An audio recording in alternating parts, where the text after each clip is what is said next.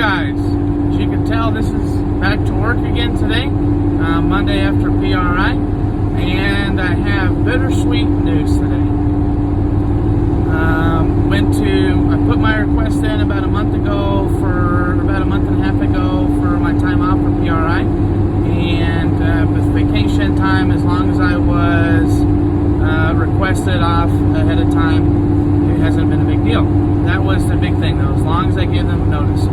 Well, a couple weeks before PRI, started getting settled up and stuff, they told me that they weren't going to be able, that I had to push it up the chain. So I pushed it up the chain, went from like my manager, like my immediate supervisor to my manager, then my manager told me I needed to talk to HR, then HR told me I needed to talk to the camp manager, and then the camp manager said, no way, that's just not how it works. If I did that for you guys, I'd do that for everybody. And the interesting situation is that the thing that was frustrating was right now, what I'm primarily hired to do was work with the field crews, the hydraulic fracturing crews out in the field, and our crew's down until the 1st. So that being said, I figured that it wouldn't be a big deal to get the time off. They've started doing layoffs. The company I work for has closed several camps in the Rocky Mountain region. They've done their own their layoffs even at the camp that I work at right now, and they've done the layoffs down in Texas. So the way the politics are and everything, and usually typically fourth quarter is pretty slow, but that's kind of the bittersweet part. One of the things that my buddy Frank Spurs works there, and one of the things that we talk about is it's so easy to be complacent with certain aspects of your life when other parts of your life are easy. So like in this case, in this scenario, when I've been in the field working these 110 hour weeks, 2 weeks at a time, back to back, you have those moments where it's you just, as long as you're out there, as long as you're making money, you don't necessarily, you aren't jumping at the idea of trying something new. You're not jumping at the idea of or coming up with as fresh ideas. All you're thinking about is the next thing ahead of you. And in my case for this year, it's been a lot of driving, a lot of racing, making a lot of connections. But yeah, so for me, that's been the big thing. But now, because that complacency's kind of subsided, it's opened my eyes about how much more I want to be involved, how much more important it is for me to be more enveloped in motorsports and continuing with that sacrifice, making those sacrifices and taking a chance. And the chance I took, I gambled on the chance that if I took time off for work, that even though I wasn't actually released to take time off work, that maybe I wouldn't lose my job. And that being said, today I was let go.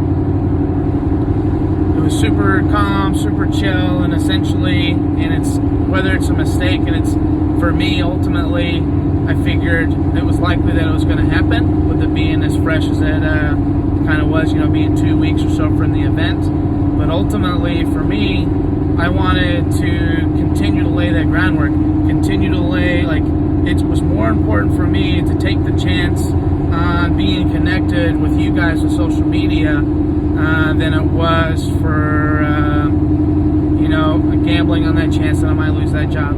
It's one of those things that you never know what's going to happen until you actually do it. And it's the same thing about going out to PRI and being part of that experience. The connections that I made at PRI, which hopefully turn into, fruitious ones, the connections at PRI I made would have never happened. Even if I made zero connections out there, it absolutely would have been a big zero, big goose egg, being out there. Not going out there, I mean. So I had to take that chance, invest in myself, invest in my passion, and pushing that mantra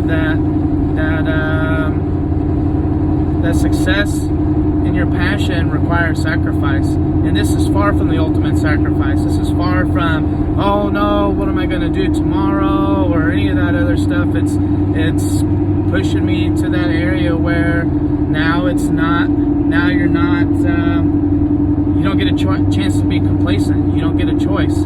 From here on out, it's what am I going to do? Am I going to make more moves that push me to get closer to what it is that I love to do? And that's motorsports every day, baby.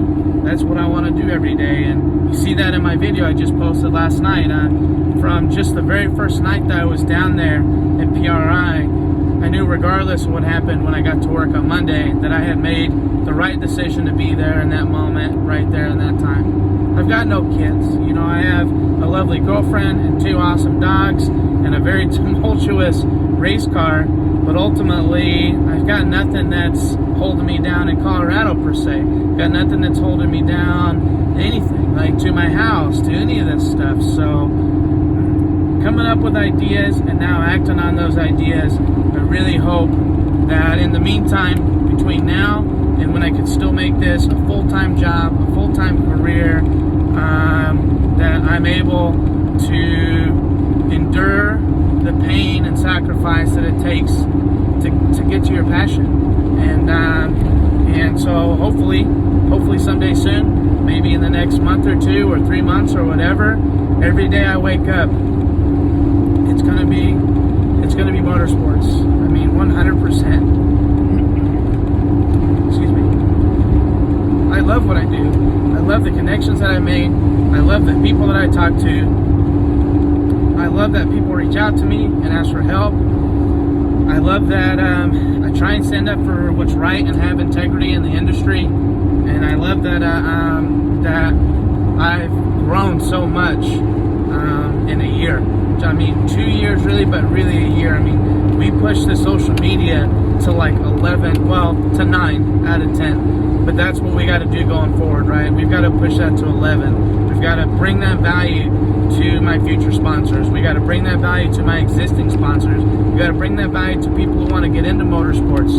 Bring that value, you know, and invest in the future of Time Attack, invest in the future of Global Time Attack with Grid Life, with SCCA, you know, all these groups and these industries that are pushing the bar, pushing that level. I've been telling people, I've been talking about going to Australia in 2021, and that I was willing to sell my house to do it. But at this point, it's crazy. At this point, I'm willing to sell my house to make motorsports happen no matter what. And so I'm really fortunate to have a good amount of equity in my house. I'm really fortunate to be surrounded by people who love me, and I'm really fortunate to be around both sponsors and individuals, human beings that that see my passion and that are willing to help. So that being said, yeah, of course, this is a unique day.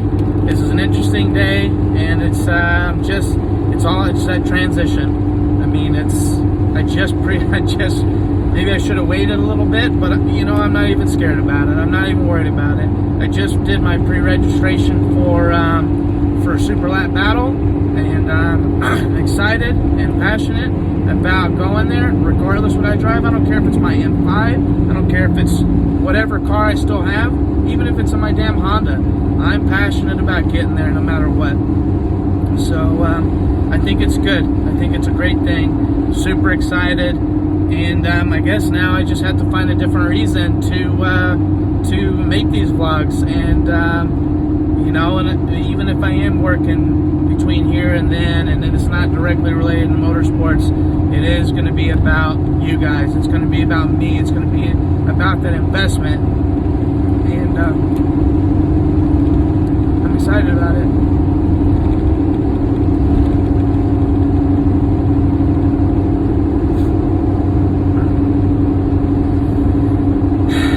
So yeah, keep in touch, keep following us, tell your friends, tell your dogs. I mean, and it's very likely we'll be at a track near you. And if there's an event or something that you guys think I should be at anywhere in the country, you let me know.